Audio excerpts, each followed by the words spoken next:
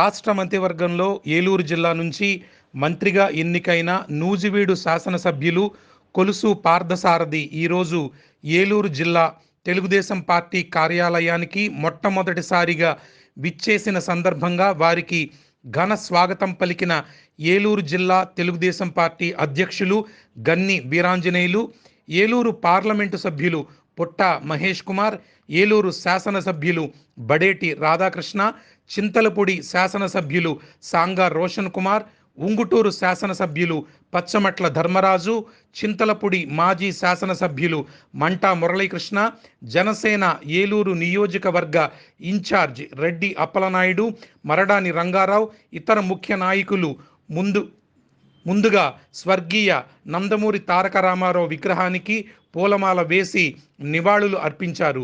ఈ సందర్భంగా జిల్లా నలుమూలల నుంచి వచ్చిన కార్యకర్తలు, నాయకులు పార్థసారథిని ఘనంగా సన్మానించారు. అనంతరం ఏలూరు జిల్లా తెలుగుదేశం పార్టీ అధ్యక్షులు గన్ని వీరాంజనేయుల అధ్యక్షతన జరిగిన పాత్రికేయ సమావేశంలో పార్థసారథి మాట్లాడుతూ, ప్రజా తీర్పులో వైసీపీ కొట్టుకుపోయింది, చంద్రబాబు నాయుడు రాష్ట్రాన్ని నిలబెట్టారు అని నమ్మి ప్రజలంతా డిఎన్ఏ కూటమికి పట్టం కట్టారు. అవినీతి, అరాచకం, వేధింపులతో ప్రజలకు ఊరట లభించింది అని అన్నారు. జిల్లాలో 7 సీట్లు గెలిపించి ఆదరించిన ప్రజలందరికీ కృతజ్ఞతలు తెలియజేశారు.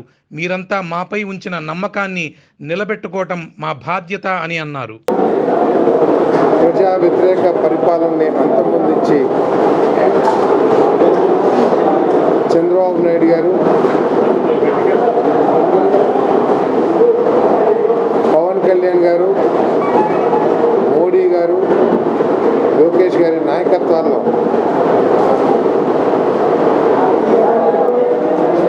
కూటమి ప్రభుత్వాన్ని తీసుకొచ్చే కార్యకర్తల సహకారంతో కూటమి ప్రభుత్వాన్ని ఆశీర్వదించిన ప్రజలందరికీ కూడా మొట్టమొదటిసారిగా అందరి తరఫున ధన్యవాదాలు తెలియజేస్తాం.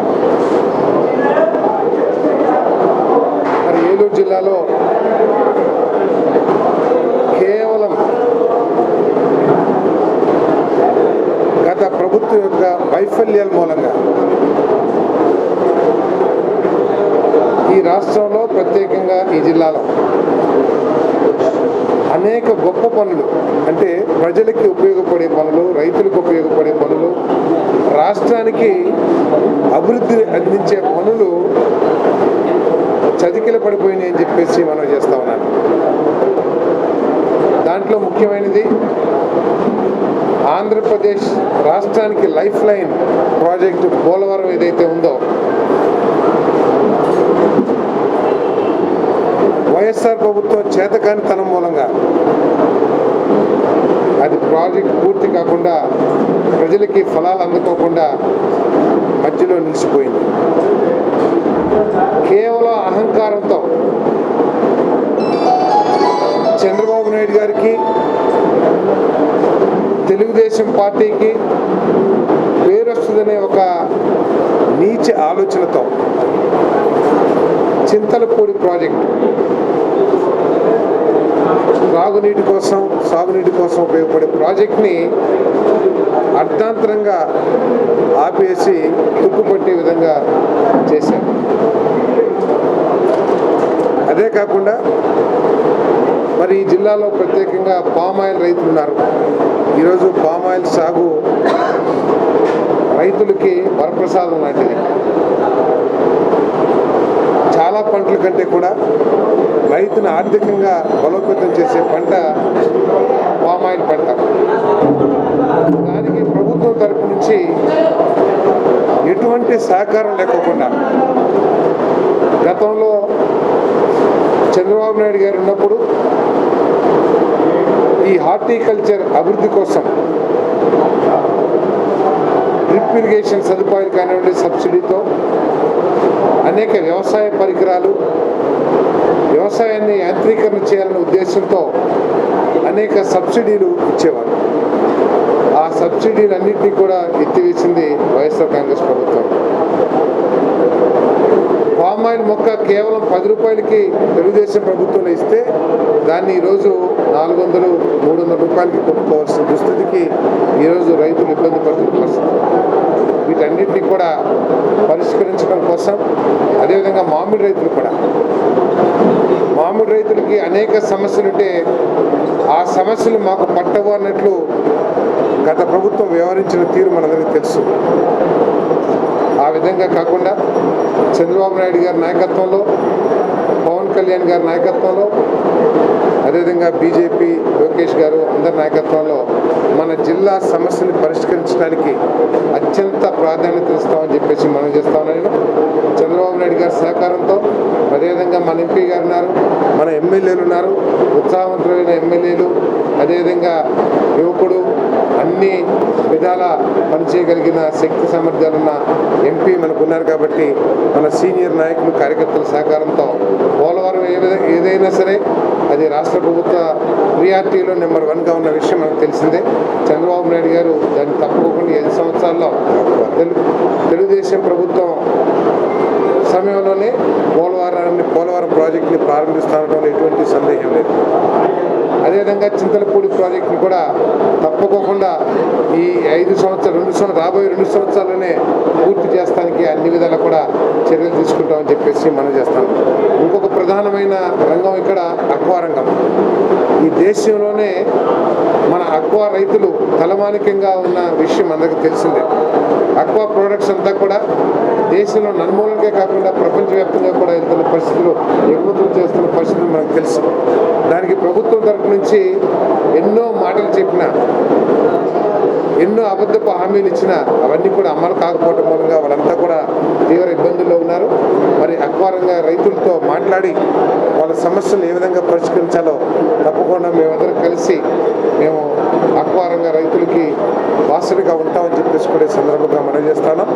వీటికి తోడు మరి తెలుగుదేశం, జనసేన కార్యకర్తలు తీవ్ర ఇబ్బందులు ఎదుర్కొన్నారు. గత 5 సంవత్సరాలు కూడా అనేక కేసులు పెట్టి వాళ్ళని వేధించారు కేవలం రాజకీయ కక్షలతో. వాటన్నిటిని కూడా ముఖ్యమంత్రి గారితో మాట్లాడి వాటి మీద తగు చర్యలు తీసుకునే విధంగా కూడా మేము చర్యలు తీసుకుంటాం. అంతేకాకుండా కార్యకర్తల్ని ఎల్లవేళలా మేము అండగా ఉండి వాళ్ళని కంటికి రెప్పలా కాపాడుకుంటామని చెప్పేసి కూడా ఈ సందర్భంగా మనం చేస్తూ ఉన్నాను. వాళ్ళకి అన్ని విధాలు కూడా చేదోడు వాదోడుగా ఉంటామని చెప్పేసి మనం చేస్తూ, మరి కార్యకర్తలకి, నాయకులకు కూడా మా అందరి తరఫున మనం ఏమిటంటే ఈ గెలుపు ఏదైతే ఉందో ఇది అఖండ విజయం. మళ్ళీ చరిత్రలో లేదు, భవిష్యత్తులో వస్తుందో రాదో కూడా తప్పకుండా రావాలని ప్రయత్నం చేస్తాం. కానీ వస్తుందో రాదో కూడా భగవంతుడు ఆశీర్వాదం. కానీ దీన్ని ఒక బాధ్యతగా తీసుకోవాల్సిన అవసరం నాయకుల మీద, కార్యకర్తల మీద కూడా ఉందని చెప్పేసి మనం చేస్తాము. వెంటనే మేమంతా కూడా ప్రజల సమస్యలు పరిష్కరించడానికి ప్రారంభిస్తాం తప్పితే కేవలం వేధింపులో లేదా అటువంటి చర్యలకి దిగని చెప్పేసి మనం చేస్తా ఉన్నాయి. కేవలం ప్రతిపక్షం ప్రజల దృష్టిని మరల్చేందుకు తెలుగుదేశం పార్టీ నాయకులు, కార్యకర్తలు, జనసేన పార్టీ నాయకులు, కార్యకర్తలు దౌర్జన్యాలు చేస్తున్నారని చెప్పేసి వాళ్ళు ప్రజల దృష్టిని మరల్చడానికి ప్రయత్నం చేస్తున్నది వైఎస్ఆర్ కాంగ్రెస్ పార్టీ కార్యకర్తలు, నాయకులు అని చెప్పేసి మనం చేస్తాను. చూస్తే ఒకసారి రాయలసీమలో తెలుగుదేశం కార్యకర్తల్ని మరి అంతమొందించారు. నూజివీడులో తెలుగుదేశం కార్యకర్తల్ని తలకాయలు పాల్గొట్టి హాస్పిటల్ పాలు చేశారు. మేము కక్ష ధోరణితో మేము వెళ్ళమని చెప్పేసి మనం చేస్తున్నాం. దీన్ని ఎంతో బాధ్యతగా తీసుకుని ప్రజల సమస్యలు పరిష్కరించడానికి మా ఎమ్మెల్యేలందరి సహకారంతో, వారి నియోజకవర్గాన్ని ఎంపీ గారి సహకారంతో, వారి నియోజకవర్గాన్ని అభివృద్ధి చేస్తానికి కృషి చేస్తామని చెప్పేసి మనం చేస్తూ మరి ఈ విజయం సాధించడంలో సహకరించిన పత్రికా రంగానికి మరి మీడియాకు కూడా ధన్యవాదాలు తెలియజేస్తూ ఏలూరు జిల్లా పార్టీ కార్యాలయానికి వచ్చినటువంటి సోదరులు పెద్దలు కొలుసు పార్థసారథి గారు, మరి నూజివీడి శాసనసభ్యులు ఇప్పుడు మంత్రి గారు, వారికి జిల్లా తెలుగుదేశం పార్టీ తరఫున హృదయపూర్వక స్వాగతం పలుకుతూ, కొత్తగా ఎన్నికైనటువంటి ముందుగా ఎంపీ గారు తమ్ముడు మహేష్ యాదవ్ గారు కానీ, ఏలూరు శాసనసభ్యులు సంటి గారు కానీ, చింతలపూడి శాసనసభ్యులు రోషన్ గారు కానీ, పోలవరం శాసనసభ్యులు సిరి బాలరాజు గారు కానీ, ఉంగుటూరు శాసనసభ్యులు పచ్చమట్ల ధర్మరాజు గారు కానీ, దెందులూరు శాసనసభ్యులు చింతమనేని ప్రభాకర్ గారు కానీ, అలాగే కైకిలూరు శాసనసభ్యులు కామినేని శ్రీనివాస్ గారిని అందరినీ కూడా ఈ జిల్లాలో బ్రహ్మాండమైన మెజార్టీతో అందరినీ కూడా గెలిపించినందుకు జిల్లా ప్రజలందరికీ, ముఖ్యంగా మీ మీడియా సోదరులందరికీ కూడా హృదయపూర్వక కృతజ్ఞతలు తెలియజేసుకుంటూ, మంత్రి గారు ఇంతకు ముందే పోలవరం మీద కానీ, చింతలపూడి లిఫ్ట్ కానీ, అప్లాండ్ సమస్యలు కానీ, ఆక్వా రంగం మీద కానీ పూర్తిగా దృష్టి సారించి రాబోయే రోజుల్లో ఈ సమస్యలన్నీ కూడా తీరుస్తామని ఏదైతే చెప్పారో దానికి తగ్గట్టుగానే ఈ జిల్లాలో ఇంకా అనేక రకాలైన సమస్యలు ఉన్నాయి. ముఖ్యంగా డెల్టా ప్రాంతంలో ఓఎండ్ఎం నిధులు కానీ, అలాగే మరి నీరు చెట్టులో బాగా వెనుకబడినటువంటి, ఎందుకంటే పనులు చేసేసి కనీసం ఎంబుక్కులు లేకోకుండా నష్టపోయినటువంటి సోదరులు ఎంతోమంది తెలుగుదేశం పార్టీ కార్యకర్తలు 5 సంవత్సరాల నుంచి కూడా డబ్బులు లేకుండా ఇబ్బంది పడుతూ ఉన్నారు. గ్రామాల్లో సీసీ రోడ్లు వేసి కోట్లాది రూపాయలు ఈ రోజు కూడా 10 పైసలు కూడా జగన్మోహన్ రెడ్డి ఇవ్వకుండా ఏడిపించిన సందర్భాన్ని ఒకసారి మేము పెట్టుకొని మంత్రి గారి దృష్టిలో ఇవన్నీ పెట్టి ఎంపీ గారు, సహచర శాసనసభ్యులు, జిల్లా పార్టీ అంతా కూడా తీసుకొని కార్యకర్తలకు కానీ నాయకులకు కానీ జరిగిన అన్యాయం అంతా కూడా తీర్చిదిద్దే పనిలో మేము ఉంటామని చెప్పి, అలాగే ఇటువంటి సమయంలో పూర్తిగా సహాయ సహకారాలు ఇచ్చినటువంటి పవన్ కళ్యాణ్ గారికి